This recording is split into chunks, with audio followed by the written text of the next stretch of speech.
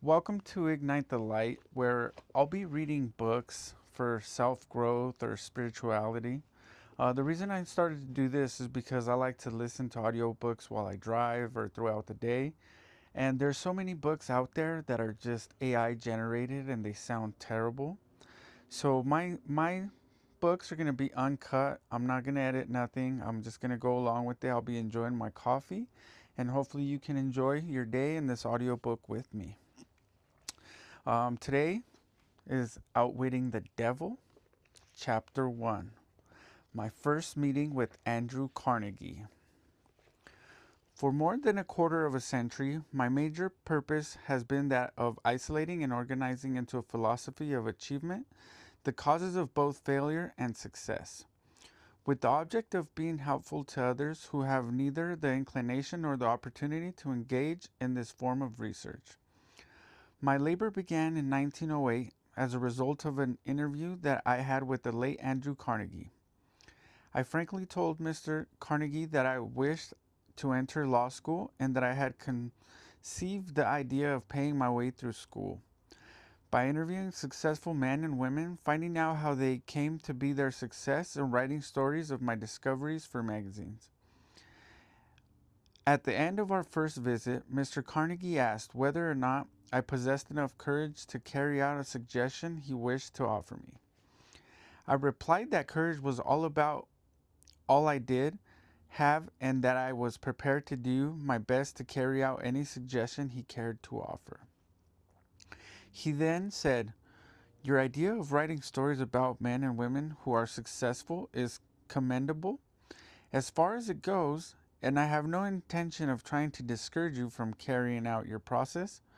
But I must tell you that if you wish to be of enduring service, not only to those now living, but to posterity as well, you can do so if you will take the time to organize all the causes of failures as well as all of the causes of success. There are millions of people in the world who have not the slightest conception of the causes of success and failure.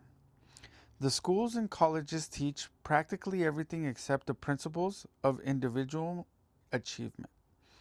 They require young men and women to spend from 4 to 8 years acquiring abstract knowledge, but do not teach them what to do with this knowledge after they get it. The world is in need of a practical, understandable philosophy of achievement organized from the factual knowledge gained from the experience of men and women in the great university of life.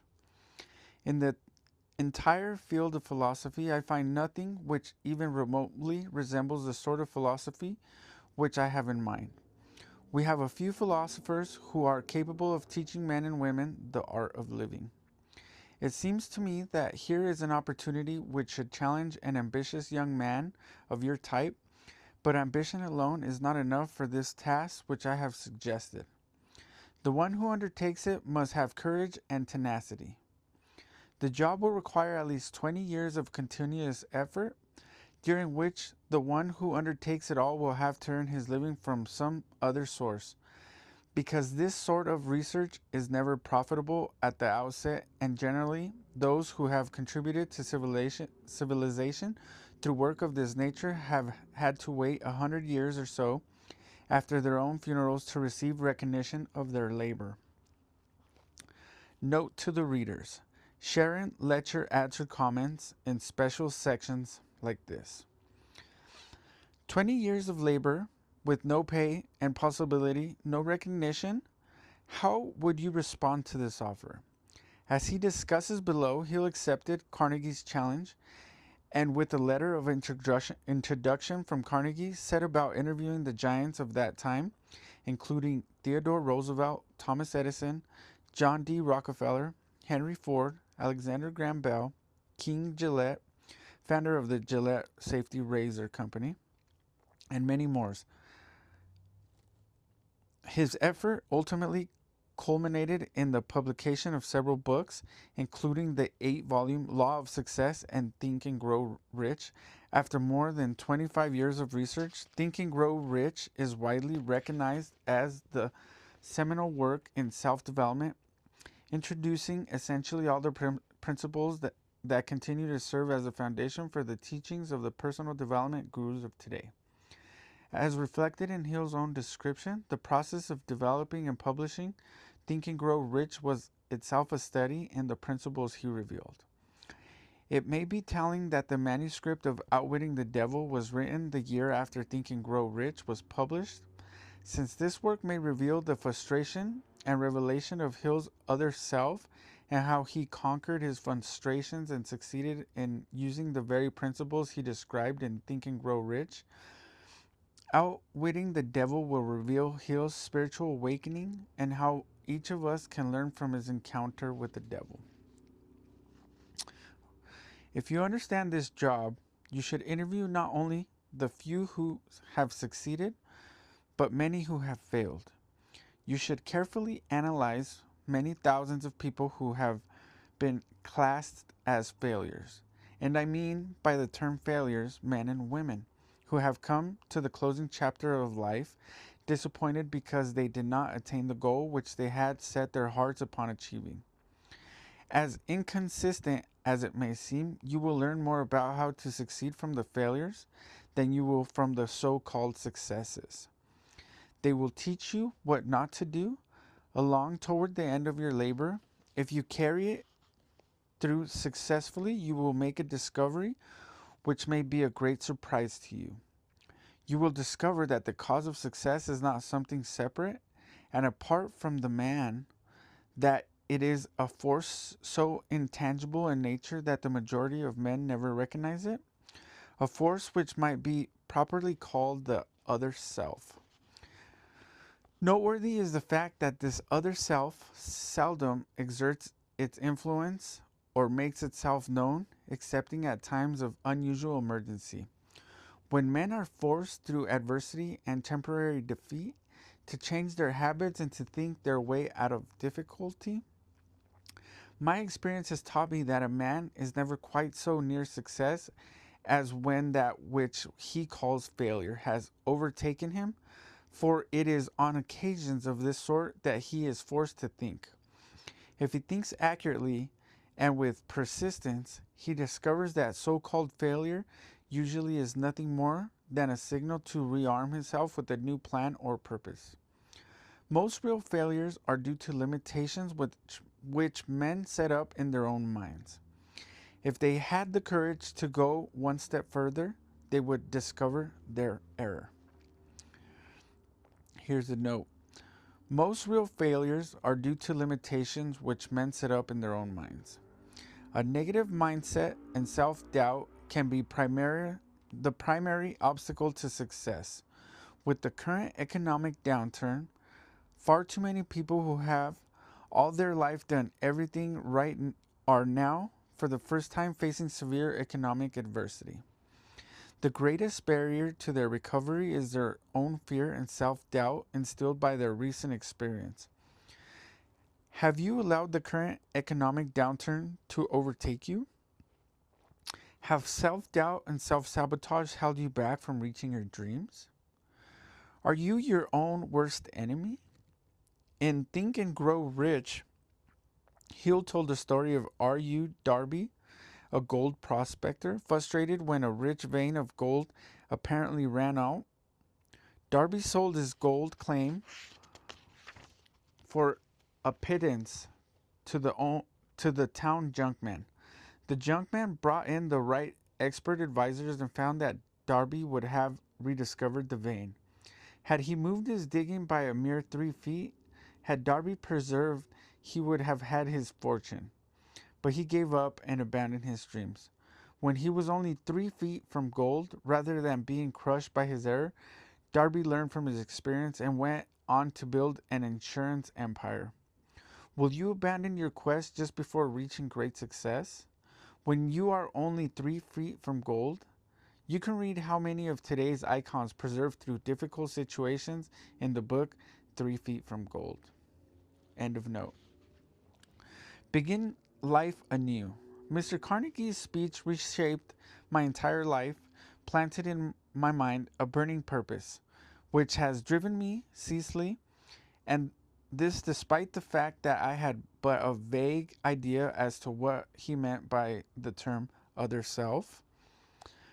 During my labor of research into the causes of failure and success, I had the privilege of analyzing more than 25,000 men and women who were rated as failures and over 500 who were classed as successful. Many years ago, I caught my first glimpse of that other self. Mr. Carnegie had mentioned the discovery came as he said it would, as the result of two major turning points of my life, which constituted emergencies that forced me to think my way out of difficulties such as I had never before experienced.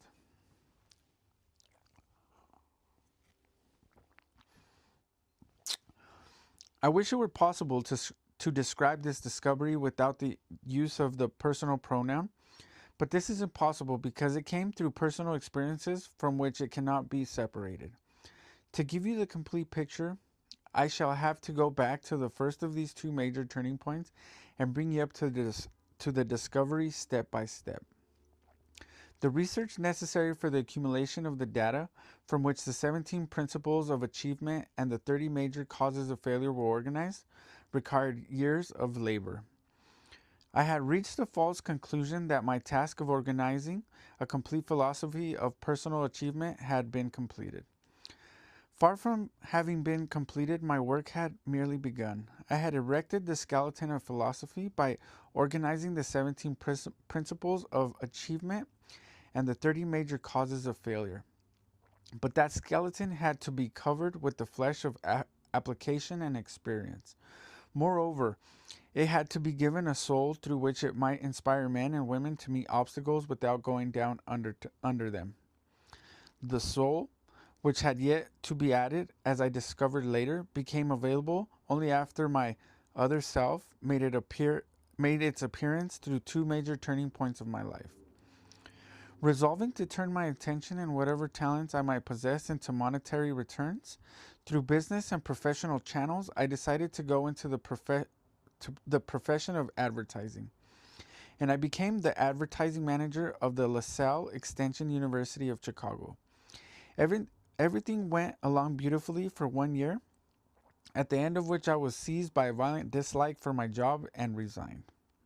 I then entered the chain store business with the former president of LaSalle Extension University and became the president of the Betsy Ross Candy Company. Unfortunate, or what seemed to me at the time to be unfortunate, disagreement with business associates disengaged me from that undertaking. The lure of advertising still was in my blood, and I tried again to give expression to it by organizing a school of advertisement and salesmanship as a part of Bryant and Stratton Business College. The enterprise was sailing smoothly, and we were making money rapidly when the United States entered World War I. In response to an inner urge which no words can describe, I walked away from the school and entered the service of the United States government under President Woodrow Wilson's personal direction, leaving a perfectly sound business to disintegrate. On Armistice Day 1918, I began the publication of the Golden Rule magazine. Despite the fact that I did not have a penny of capital, the magazine grew rapidly and soon gained a nationwide circulation of nearly 500,000, ending its first year's business with a profit of $3,156. Here's a quick note. For a proper perspective, 3,156 in 1918 would represent 45,000 today, based on the Consumer Price Index average for each year compiled by the U.S. Bureau of Labor Statistics, and 202,000 using the nominal GDP per capita tables.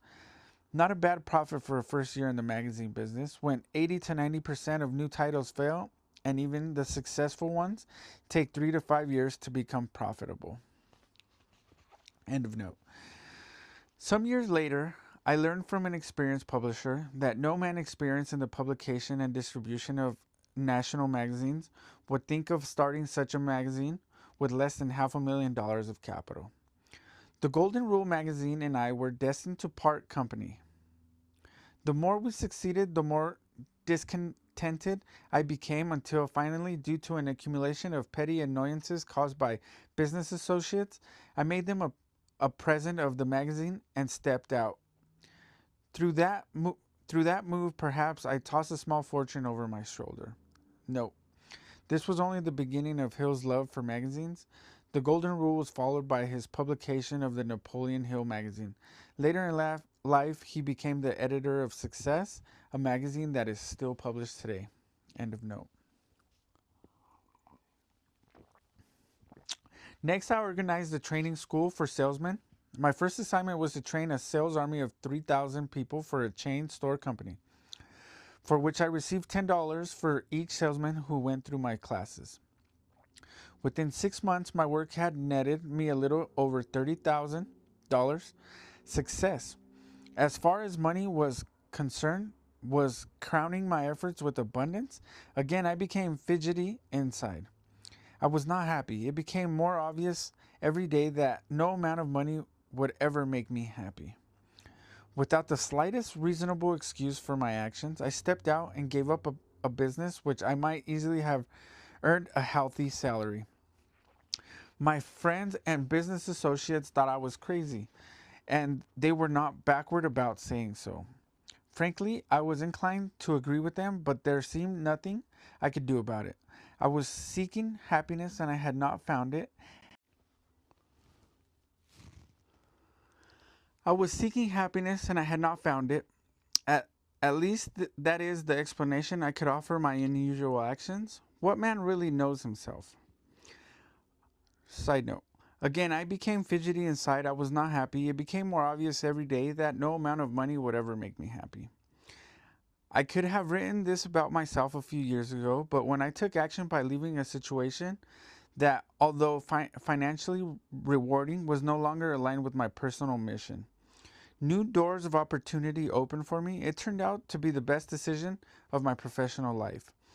Can you think of a time in your life when you made a difficult decision, but knew it was the right one, even when others questioned you? End of note. That was during the late fall of 1923. I found myself stranded in Columbus, Ohio, without funds, and worse still, without a plan by which to work my way out of my difficulty. It was the first time in my life that I had actually been stranded because of lack of funds. Many times previously, I had found money to be rather shy, but never before had I failed to get what I needed for my personal conveniences. The experience stunned me. I seemed totally at sea as what I could or should do. I thought of a dozen plans by which I might solve my problem, but dismissed them all as being either impractical or impossible of achievement. I felt like one who was lost in a jungle without a compass. Every attempt I made to work my way out brought me back to the original starting point. For nearly 2 months, I suffered with the worst of all human elements, indecision. I knew the 17 principles of personal achievement, but what I did not know was how to apply them. Without knowing it, I was facing one of those emergencies of life through which Mr. Carnegie had told me. Men sometimes discover their other selves. My distress was so great, it never occurred to me to sit down and analyze it, cause, and seek its cure. Side note. The worst of all human elements, indecision. Have you ever felt paralyzed by indecision? This was the first major turning point in Napoleon Hill's life. His moving from job to job, seeking contentment and his own ideal professional life sounds like many people today. People who are seeking contentment in their jobs and lives. Hill's predicament was, by his own admission, self-inflicted. However, he found himself in very much the same circumstances as someone today who has been negatively affected by the present economic situation. Hill took advantage of his temporary defeat, using it as a spur to force himself into thought and analysis, to find his other self. If you have been dealt a blow by economic circumstances, you can use it as a lever and motivation to find your other self. End of note. Defeat is converted into victory. One afternoon, I reached a decision through which I found the way out of my difficulty. I had feeling that I wanted to get out the open spaces of the country where I could get a breath of fresh air and think. I began to walk and had gone 7 or 8 miles when I felt myself brought suddenly to a standstill. For several minutes I stood there as if I had been glued to my tracks. Everything around me went dark. I could hear the loud sound of some form of energy which was vibrating at a very high rate. Then my nerves became quiet. My muscles relaxed and a great calmness came over me. The atmosphere began to clear, and as it did so I received a command from within which came in the form of a thought, as near as I can describe it. The command was so clear and distinct that I cannot misunderstand it. In some sense it said, "The time has come for you to complete the philosophy of achievement which you began at Carnegie's suggestion. Go back home at once and begin transferring the data you have gathered from your own mind to written manuscripts." My other self had awakened. For a few minutes I was frightened. The experience was unlike any I had ever undergone before. I turned and walked rapidly until I reached home. As I approached the house, I saw my 3 little boys looking out the window of our house at our neighbor's children, who were dressing a Christmas tree in the house next door. Then I recalled that it was Christmas Eve. Moreover, I recalled with a feeling of deep distress, such as I had never known before, that there would be no Christmas tree at our house. The look of disappointment on the faces of my children reminded me painfully of that fact. I went into the house, sat down at my typewriter, and began at once to reduce to writing the discoveries I had made concerning the causes of success and failure. As I placed the first sheet of paper in the typewriter, I was interrupted by that same strange feeling which had come over me out in the country a few hours before, and this thought flashed into my mind. Your mission in life is to complete the world's first philosophy of individual achievement. You have been trying in vain to escape your task, each effort having brought you failure. You are seeking happiness. Learn this lesson, once and forever, that you will find happiness only by helping others to find it. You have been a stubborn student. You had to be cured of your stubbornness through disappointment. Within a few years from now, the whole world will start through an experience which will place millions of people in need of the philosophy which you have been directed to complete. Your big opportunity to find happiness by rendering useful service will have come. Go to work and do not stop until you have completed and published the manuscripts you have begun. I was conscious of having arrived at last at the end of life's rainbow, and I was happy. Doubt makes its appearance. The spell, if the experience may be so called, passed away.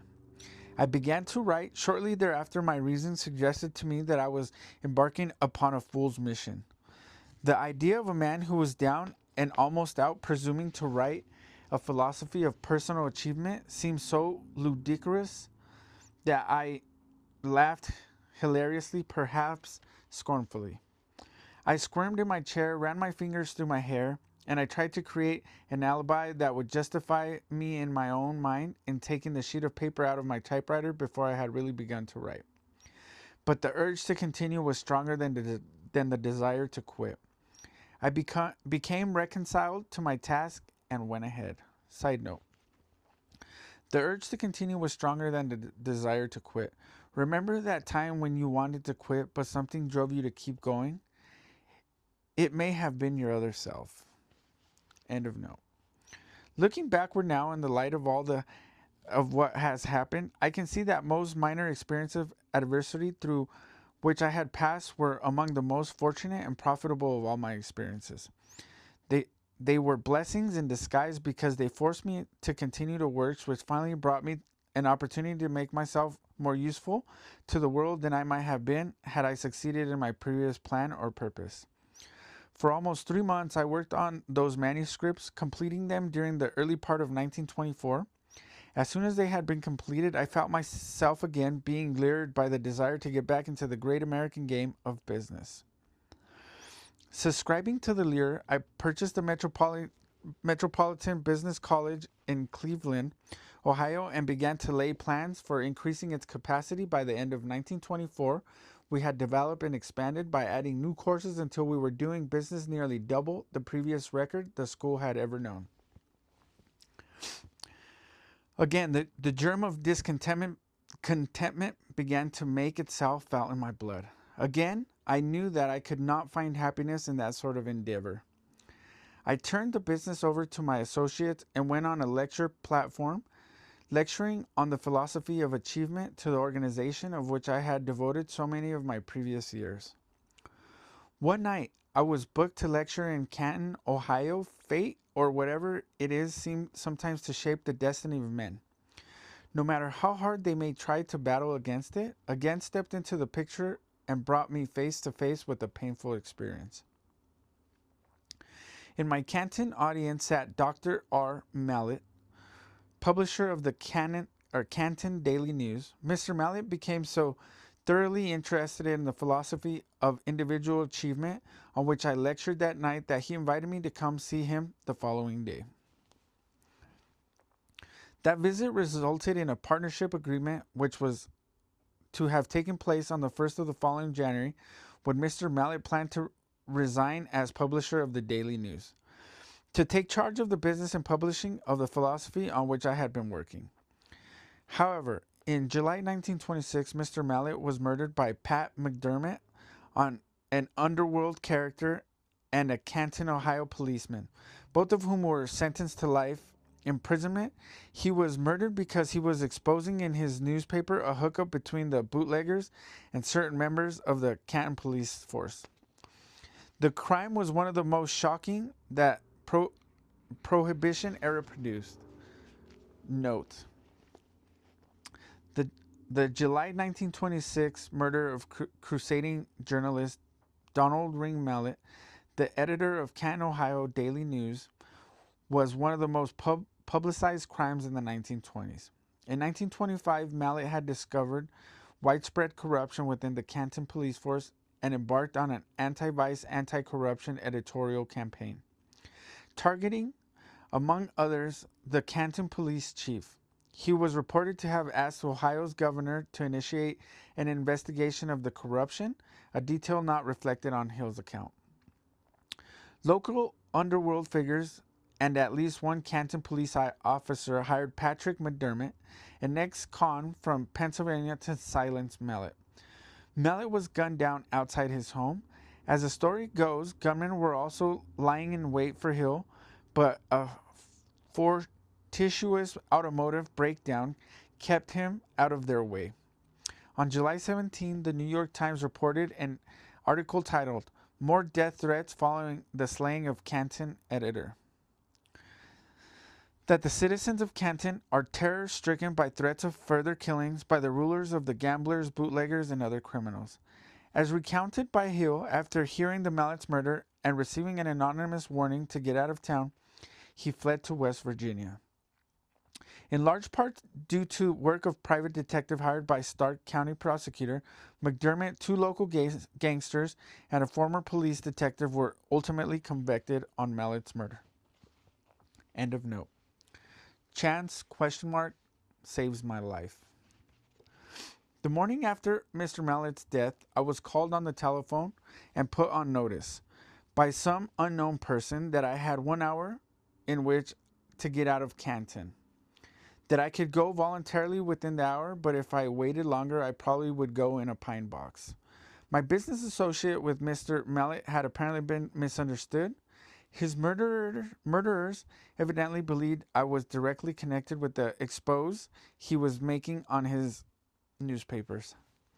I did not wait for the 1 hour time limit to expire, but immediately got into my automobile and drove down to the home of relatives in the mountains of West Virginia, where I remained until the murderers had been placed in jail. That experience came well within the category described by Mr. Carnegie as an emergency that forces men to think. For the first time in my life, I knew the pain of constant fear. My experience of a few years before in Columbus had filled my mind with doubt and temporary indecision. but this one had filled in with a fear which I seemed unable to remove. During the time that I was in hiding, I seldom left the house at night, and when I did step out, I kept my hand on my automatic pistol in my coat pocket. With the safety catch unlatched for immediate action, if a strange automobile stopped in front of the house where I was hiding, I went into the basement and carefully scrutinized its occupants through the basement windows. After some months of this sort of experience, my nerves began to crack. My courage had completely left me. The ambition which had heartened me during the long years of labor in my search for the cause of failure and success also had departed. Slowly, step by step, I felt myself slipping into a state of lethargy, from which I was afraid I should never be able to emerge.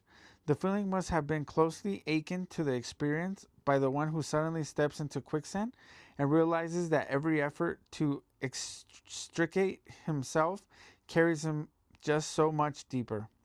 Fear is a self-generating morass.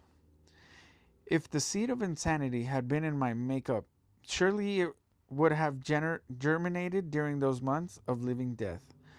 Foolish indecision, irresolute dreams, doubt and fear were my mind's concern day and night. The emergency I faced was disastrous in two ways. First, the very nature of it kept me in a constant state of indecision and fear. Secondly, the forced concealment kept me in idleness, with its attendant heaviness of time, which I naturally devoted to worry. My reasoning faculty had most been paralyzed. I realized I had to work myself out of this state of mind, but how? The resourcefulness which had helped me meet all previous emergencies seemed to have completely taken wing, leaving me helpless.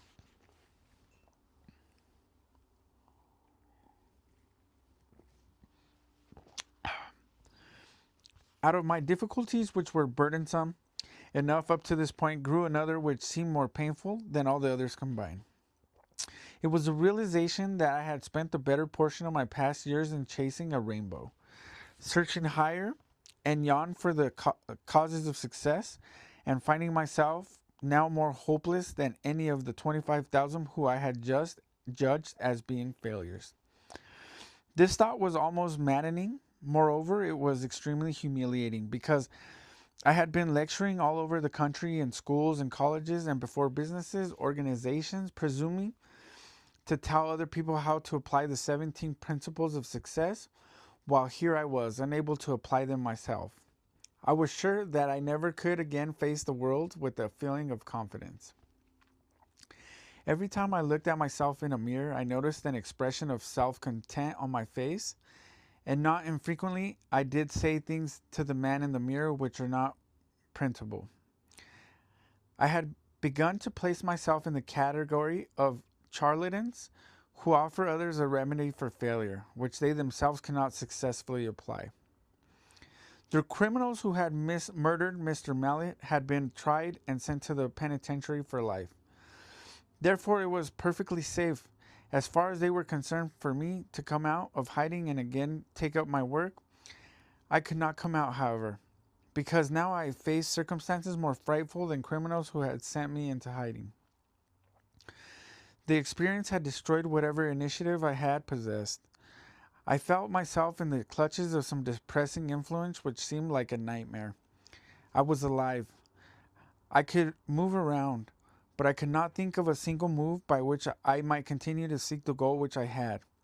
At Mr. Carnegie's suggestion, set for myself, I was rapidly becoming indifferent, not only toward myself, but worse still. I was becoming grouchy and irritable toward those who had given me shelter during my emergency. I faced the greatest emergency of my life. Unless you have gone through a similar experience, you cannot possibly know how I felt. Such experiences cannot be described. To be understood, they must be felt. Note: my reasoning faculty had almost been paralyzed. Hill was paralyzed first by fear of physical harm, and then by the shame of having been paralyzed by that fear. Have you ever been paralyzed by similar emotions? When you are faced with your own emergency, fear can either motivate you or paralyze you. By recognizing that you have a choice and reacting positively to your fears, you can permanently change your life for the better. Many people today may be experiencing the same feelings of anger, followed by irritability and the debilitating feeling of indifference. They feel discouraged and lack self confidence due to unnecessary in their financial situation or personal lives. They may be angry and allow that anger to paralyze them. I had a conversation with just such a young man. I am 30-year-old, he said, and have no marketable skills or prospects.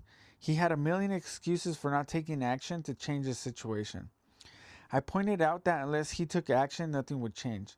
Unless you make an effort to change things, I said, in a year's time, the only difference will be that you are 31 years old with no marketable skills or prospects. Does this pattern sound familiar to you, either for yourself or someone you care for? How do you break that paralysis? Napoleon Hill now shares how he overcame his fear and indifference and found the hope, inspiration, and motivation to recover and create success in his life. End of note. The most dramatic moment of my life. The turn came suddenly in fall of 1927. More than a year after Canton incident, I left the house one night and walked up to the public school building. On top of the hill above the town, I had reached a decision to fight the matter out with myself before the night ended. I began to walk around the building, trying to force my befuddled brain to think clearly. I must have made several hundred trips around the building before anything which even more remotely resembled organized thought began to take place in my mind. As I walked, I repeated over and over to myself, "There is a way out, and I'm going to find it before I go back to the house." I must have repeated that sentence 1,000 times. Moreover, I meant exactly what I was saying. I was thoroughly disgusted with myself, with entertained a hope of salvation. Then, like a flash of lightning out of the clear sky, an idea burst into my mind with such force that the impulse drove my blood up and down my veins. This is your testing time. You have been reduced to poverty and humiliated in order that you might be forced to discover your other self. Side note. If today's economic times have dealt you a blow, moving you toward poverty, embarrassing you, or damaging your self-confidence, consider it a test. Just as Napoleon Hill did in the late 1920s and early 1930s, force yourself to discover your other self. By working through the low points in your life and persevering, you can gain the insight needed to succeed. End of note. For the first time in years, I recalled what Mr. Carnegie had said about this other self. I recall now that he said I would discover it towards the end of my labor of research into the causes of failure and success, and that the discovery usually came as a result of an emergency. When men are forced to change their habits to think their way out of a difficulty, I continued to walk around the schoolhouse, but now I was walking on air. Subconsciously, I seemed to know that I was about to be released from the self-made prison in which I had cast myself. I realized that this great emergency had brought me an opportunity not to merely to discover my other self, but to test the soundness of my philosophy and achievement, which I had been teaching others as being workable. Soon I would know whether it would work or not. I made up my mind that if it did not work, I would burn the manuscripts I had written and never again be guilty of telling other people that they were the masters of their fate, the captains of their soul. Side note. Hill is paraphrasing from the poem Invictus, published in 1888 by William Ernest Henley, 1849 to 1903. Out of the night that covers me, black as a pit from pole to pole, I thank whatever God may be for my unconquerable soul in foul clutch of circumstance.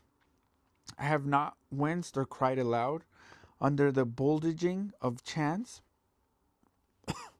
My head is bloody but unbowed. Beyond this place of wrath, tears, looms but the horror of the shade, and yet the menace of the years finds and shall find me unafraid. It matters not how strait the gate, how charged with punishments the scroll. I am the master of my fate. I am the captain of my soul. End of note. The full moon was just rising over the mountain top. I had never seen it shine so brightly before. As I stood gazing at it, another thought flashed into my mind. It was this: you have been telling other people how to master fear and how to surmount the difficulties which arise out of the emergencies of life. From now on, you can speak with authority because you are about to rise above your own difficulties with courage and purpose, resolute and unafraid. With that thought came a change in the chemistry of my being, which lifted me into a state of exaltation I had never known before.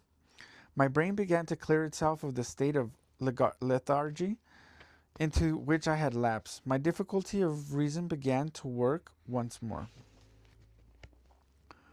For a brief moment, I was happy to have had the privilege of going through those long months of torment, because the experience provided me an opportunity for me to test the soundness of the principles of achievement, which I had laboriously wrested from my researches. When this thought came to me, I stopped still, drew my feet closely together, saluted I did not know what or whom, and stood rigidly at attention for several minutes. This seemed at first like a foolish thing to do, but while I was standing there, another thought came through in the form of an order that was as brief and snappy as ever given by a military commander to a subordinate. The other said, "Tomorrow, get into your automobile and drive to Philadelphia, where you will receive aid in publishing your philosophy of achievement." There was no further explanation and no modification of the order. As soon as I received it, I walked back to the house, went to bed, and slept with a peace of mind, as I had not known for over a year. When I awoke the following morning, I got out of bed and immediately began to pack my clothes and make ready for the trip to Philadelphia. My reason told me that I was embarking upon a fool's mission. Who did I know in Philadelphia whom I might apply for financial aid in publishing 8 volumes of books at a cost of $25,000? I asked myself. Instantly, the answer to that question flashed into my mind, as plainly as it had ever been uttered in audible words. You are following orders now. Instead of asking questions, your other self will be in charge during this trip. There was another condition which seemed to make my preparation to go to Philadelphia absurd. I had no money. The thought had barely occurred to me when my other self exploded it by giving another sharp order saying, "Ask your brother-in-law for $50 and he will lend it to you." The order seemed definite and final. Without further hesitation, I followed instructions. When I asked my brother-in-law for the money, he said, "Why, certainly, you can have $50, but if you're going to be gone for very long, you had better take $100. I thanked him and said I thought $50 would be enough. I knew it was not enough, but that was the amount my other self had commanded me to ask for, and that is the amount I secured. I was greatly relieved when I found that my brother-in-law was not going to ask me why I was going to Philadelphia. If he had known all that had taken place in my mind during the previous night, he perhaps would have thought I should go to a psychiatric hospital for treatment instead of going to Philadelphia on a wild goose chase.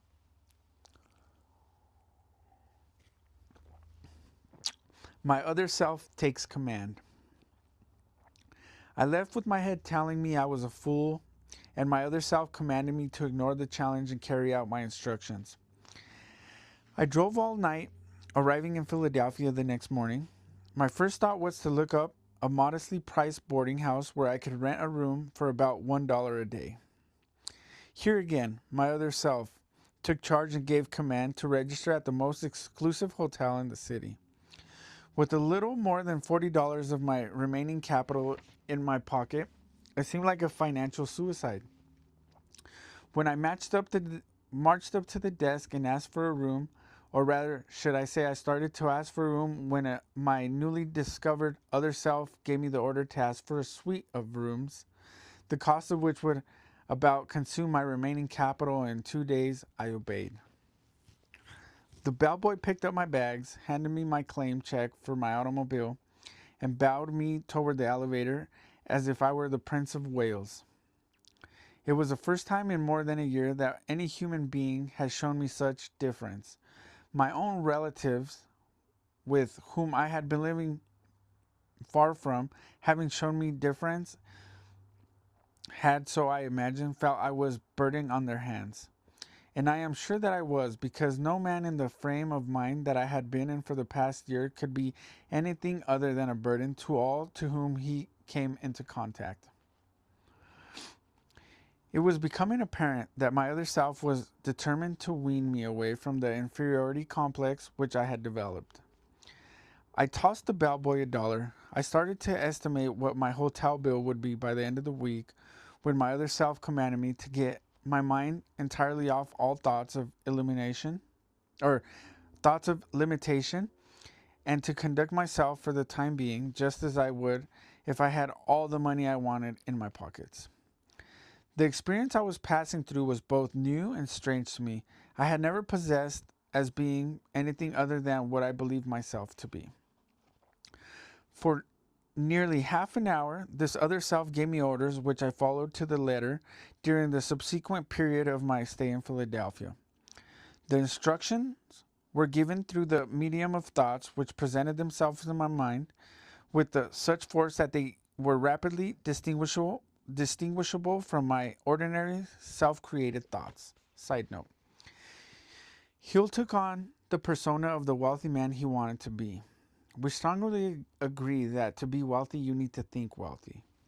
It is also important to be in the right environment. Don Green, CEO of the Napoleon Hill Foundation, once told me, I first bought my good suits from Sobel's, a custom clothing store, where Eastman Kodak executives shopped. The owner had a sign behind the register that said, if you want to be a success, you must first dress the part. However, we recommend moderation in trying to emulate Mr. Hill and in spending money that he did not have. End of note. I received strange orders from a strange source. My instructions began in this fashion. You are now completely in charge of your other self. You're entitled to know that two entities occupy your body, as in fact, two similar entities occupy the body of each living person on earth. One of these entities is motivated by and responds to the impulse of fear. The other motivated and responds to the impulse of faith. For more than a year, you have been driven like a slave by the fear entity. Night before last, the faith entity gained control over your physical body, and you are now motivated by that entity. For the sake of convenience, you may call this faith entity your other self. It knows no limitations, has no fears, recognizes no such word as impossible. You were never directed to select this environment of luxury. In a good hotel, as a means of discouragement, the return to power of the fear identity. The fear-motivated old self is not dead. It has merely been dethroned, and it will follow you around wherever you go, awaiting a favorable opportunity to step in and take charge of you again. It can gain control of you only through your thoughts. Remember this, and keep the doors to your mind tightly closed against all thoughts which seek to limit you in any matter whatsoever, and you will be safe. Do not permit yourself to worry about the money you will need for your immediate expenses. That will come to you by the time you must have it. Now let's get down to business. First of all, you should know that the faith entity now in charge of your body performs no miracles, nor does it work in opposition to any of nature's laws. As long as it is in charge of your body, it will guide you when you call on it through impulses of thought which it will place in your mind, in carrying out your plans through the most logical and convenient natural media available. Above everything else, get this fact clearly fixed in your mind that your other self will not do your work for you. It will only guide you intelligently in achieving for yourself the objects of your desires. Side note, will you be guided by faith or will you allow fear to overtake you? End of note. This other self will aid you in translating your plans into reality. Moreover, you should know that it begins always with your major or most pronounced desire. At this time, your major desire, the one which brought you here, is to publish and distribute the results of your research into the causes of success and failure. You estimate that you will need approximately $25,000. Among your acquaintances, there is a man who will supply you with this needed capital. Begin at once to call into your mind the names of all persons of your acquaintance whom you have reason to believe might be induced to furnish the financial aid you require. When the name of the logical person comes into your mind, you will recognize it immediately. Communicate with that person, and the aid you seek will be given. In your approach, however, present your request in terminology such as you would use in an unusual course of business transactions. Make no reference whatsoever to this introduction you have had to your other self. If you violate these instructions, you will meet the temporary defeat. Your other self will remain in charge and continue to direct you as long as you rely upon it. Keep doubt and fear and worry and all the thoughts of limitation entirely out of your mind. That will be all for the present. You will now begin to move of your own free will, precisely as you did before you discovered your other self. Physically, you are the same as you have always been. Therefore, no one will recognize that any changes have taken place in you. I look around the room, blinked my eyes, and to make sure I was not dreaming, I got up and walked over to a mirror and looked at myself closely. The expression on my face had changed from one of doubt to one of courage and faith.